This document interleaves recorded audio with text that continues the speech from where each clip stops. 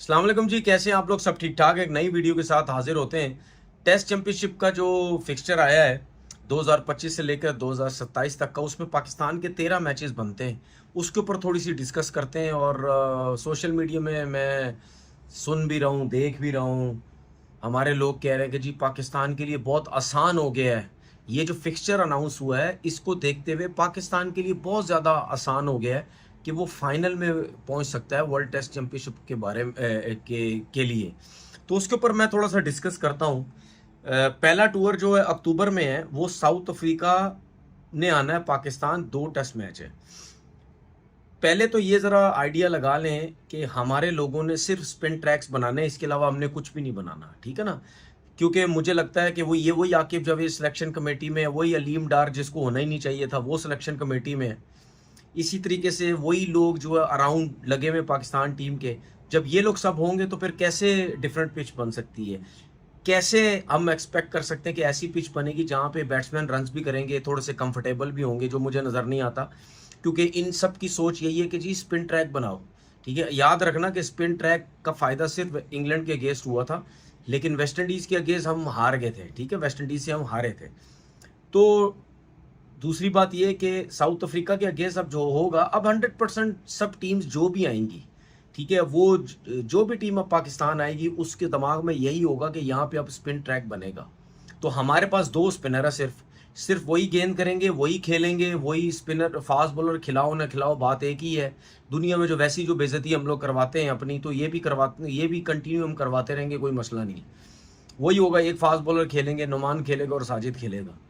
तो क्या अब दूसरी टीम उस पर काम करके नहीं आएगी? ज़रूर करके आएगी, ज़रूर करके आएगी। महाराज उनके पास हैं और स्पिनर्स भी वो लेके आएंगे। जाहिर सी बात है, जब आप इस कंडीशन में खेलेंगे तो वो जो दूसरी टीम है वो कम से कम 3-3 4-4 स्पिनर लेके आएगी कि भाई इधर तो स्पिनर ही है। तो कोई ये ना समझे कि जी हमारी टीम जो है वो स्पिनर्स पे टैकल कर जाएगी, स्पिनर पे खेल जाएगी। वेस्ट इंडीज़ के अगेंस्ट यही हाल हुआ था और हम टेस्ट मैच हार गए थे। ठीक है, हाँ ये ज़रूर मैं कह सकता हूँ कि हो सकता है हमारी टीम को 250-300 रन कर जाएगी, 250 रन भी कर जाए और विकेट इतना ब्रेक है, उस पर दूसरी टीम शायद मुश्किल हो। लेकिन अपनी भी परफॉर्मेंस टीम की दिमाग में रखें, क्योंकि जब स्पिन ट्रैक बना था हमारे बैट्समैनों ने भी बहुत ज़्यादा स्ट्रगल किया था। अच्छा, उसके बाद जो है मैं वो टूर्स की बात करूँ जो पाकिस्तान में होंगे। फिर जो है श्रीलंका ने आना है नवंबर में। श्रीलंका ने आना है, 2 टेस्ट मैच हैं। श्रीलंका के साथ अगर आप स्पिन ट्रैक बनाएंगे तो फिर आप सोच सकते हैं कि हमारी बैटिंग लाइनअप का क्या हाल हो सकता है, क्योंकि वो तो वैसे ही स्पिन के मास्टर है उनके बैट्समैन। ठीक है, उनके पास इसीलिए उस कंट्री में स्पिनर्स भी बहुत ज़्यादा होते हैं, क्योंकि वहाँ की पिचेस भी ऐसे ही हैं।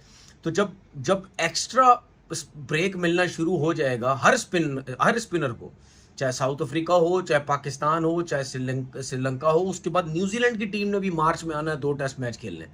तो जब इन इन सबको जब एक्स्ट्रा ब्रेक मिलने लग जाएगा, ठीक है, मतलब बैट्समैन की एक्सपेक्टेशन से ज़्यादा मिलने लग जाएगा, जहां बॉल लो भी रहेगा, कहीं ना कहीं क्रैक्स होंगे, वहां बॉल लगने के बाद बाउंस भी कर जाएगा। ठीक है, तो उधर कैसे मैनेज करेगी दोनों टीम्स के लिए? चाहे पाकिस्तान अपने होम कंडीशन में भी खेल रही है तो पाकिस्तान के लिए भी प्रॉब्लम हो जाएगी। तो ये कहना कि जी पाकिस्तान सिर्फ अपनी कंट्री में अगर खेलता है तो सारे मैचेस जीतता है, तो सीरीज जीतता है, मैं ये नहीं कह सकता कि पाकिस्तान के लिए बहुत ज़्यादा प्रॉब्लम हो सकती है। लेकिन ये भी दिमाग में रखें कि पाकिस्तान हार भी सकता है या सीरीज ड्रॉ भी हो सकती है।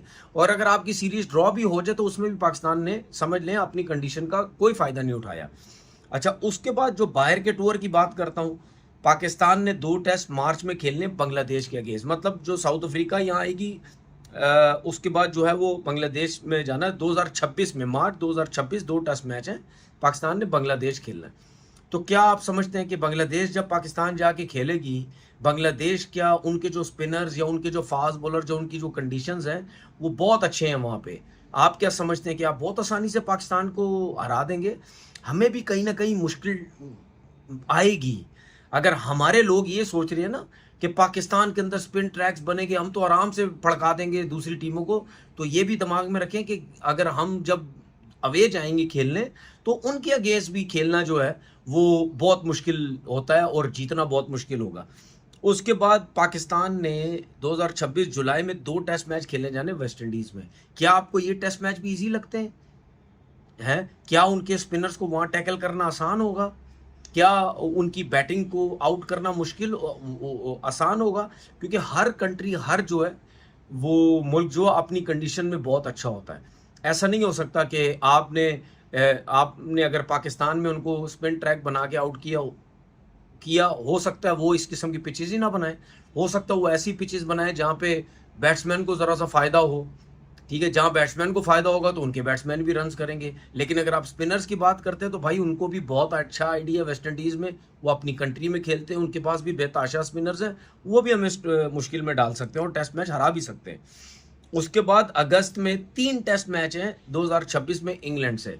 तो ये तो मेरे बोलने की ज़रूरत ही नहीं है। ज़्यादातर सबसे पहले मुँह से यही निकलेगा, ये 3 टेस्ट मैच सीरीज़ जो है ये पाकिस्तान जीत ही नहीं सकता इंग्लैंड से। नामुमकिन सी बात है। नामुमकिन तो मैं ये नहीं कह सकता कि शायद एक आध टेस्ट मैच तो जीत जाए, लेकिन सीरीज़ हारने के चांसेस बहुत ज़्यादा हैं। ये मेरे अलावा भी और लोग भी बोल सकते हैं कि इंग्लैंड का जीतना जो है वो बहुत मुश्किल जो है वो पाकिस्तान का इंग्लैंड से जीतना इंग्लैंड में बहुत मुश्किल नज़र आता है। तो ये जो फिक्सचर आया है, इसको देखते हुए मुझे तो कहीं से ऐसा नहीं लग रहा, या मैं तो कहीं से नहीं बहुत आसानी से कह सकता हूँ कि जी पाकिस्तान तो बस आराम से जीत जाएगा। इतना आसान नहीं है, ठीक है ना? हमें अपनी कंडीशन में जिस किस्म के हम पिचेस बनवाएंगे स्पिन ट्रैक, हाँ, अगर आप स्पिन ट्रैक से हट के आप पिच बनाते हैं तब मैं बोलूँगा कि शायद कहीं ना कहीं पाकिस्तान के पास एडवांटेज हो। पाकिस्तान की बैटिंग लाइन अब बड़े रन्स करे, 400, 450, 500 रन की इनिंग खेले। उसके बाद अगर हमारे फास्ट बॉलर ऐसे हैं या फास्ट बॉलर के साथ स्पिनर्स मिल के ये अगर कॉम्बिनेशन बनता है तो हम शायद दूसरी टीम को आउट कर सकते हैं। लेकिन अगर आप सिर्फ स्पिन ट्रैक के ऊपर चलेंगे तो फिर तो मुझे नहीं समझ आती कि हम जीत पाएंगे या नहीं जीत पाएंगे। दूसरी बात एक और बोलता हूँ कि पाकिस्तान के बहुत सारे क्रिकेटर जो हैं, कोई बिग बैश में जा रहा है, कोई काउंटी में जा रहा है, कोई कहाँ खेलने जा रहा है। बहुत अच्छी चीज़ है ये, मैं हमेशा बोलता हूँ आप क्रिकेट खेलो। ये जो पाकिस्तान में कैंप लगा हुआ है ना, ये जो लगाया गया 15, 20, 25 जो भी कैंप, इन चीज़ों से आप इतना सीखते नहीं। हाँ ठीक है जी, 36 कोच लग गए, दिमाग ख़राब किया हुआ होगा सबका, बाबर का ख़राब, बैट्समैनों का ख़राब, रिजवान का ख़राब, बॉलर्स का ख़राब, सबका दिमाग ख़राब किया। हर कोई कोचिंग कर रहा है, वो देख रहा हूँ, लगे हुए सारे सुबह से लेकर रात तक कोचिंग लगे हुए। ओ जी यूं कर लो, वो कर लो। जो टेक्निकली अपनी ज़िंदगी में अच्छा प्लेयर ही नहीं था, वो जाके बाबर आजम को, रिजवान को कोचिंग कर रहा है। हाल चेक करो।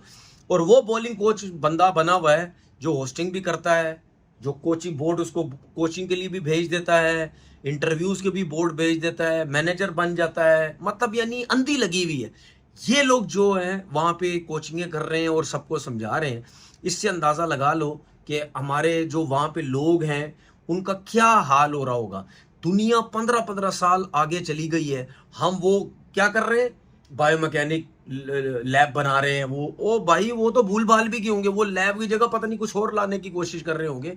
हम अभी तक उन्हीं चीज़ों में फंसे हुए, ठीक है ना? तो ये जो लड़के जो मेरी जो सोच है, इस कैंप से निकल के जो जा रहे हैं ना लड़के लीगें खेलने, बहुत सुकून है, वो बहुत अच्छा काम कर रहे हैं। अगर ये जो कैंप ख़त्म भी हो या इसके बीच से निकल जाए, जान छूटे इस कैंपों से, वो ज़्यादा अच्छा है। क्योंकि आप जितनी क्रिकेट खेलोगे, जितनी T20 खेलोगे, या जो भी आप टेस्ट 4 डे में जो भी जाता है, कहीं पे भी जाके लीग्स या काउंटी खेलता है, उसको वो ज़्यादा फ़ायदा है। जितना ज़्यादा खेलोगे उतना ज़्यादा फ़ायदा होगा। और एक चीज़ बता दूँ, क्या पता बाबर आजम जो है वो ऑस्ट्रेलिया में जाके वहीं उसकी फॉर्म वापस आ जाए। क्योंकि वो जिस किस्म की पिचेस है, बैकफुट का वो प्लेयर है, ठीक है? वो बैकफुट पंच सब कुछ सब आता है उसको, ज़बरदस्त क्लास किस्म का वो प्लेयर है। हो सकता है वहाँ पे जाके उसकी फॉर्म वापस आ जाए।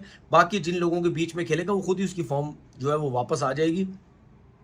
उसके बाद एक चीज़ बोलना चाहता हूँ, बड़ी हट रही होगी लोगों की, कि जो मैं नहीं कह रहा, ये न्यूज़पेपर्स में आ रहे हैं, लोग कह रहे हैं, सोशल मीडिया में आ रहा है, सब कुछ आ रहा है। दुनिया की हिस्ट्री में बहुत बड़े बड़े सुपरस्टार गुजरे हैं T20 के, लेकिन सबसे ज़्यादा महंगा प्लेयर पिका जो है वो बाबर आजम है।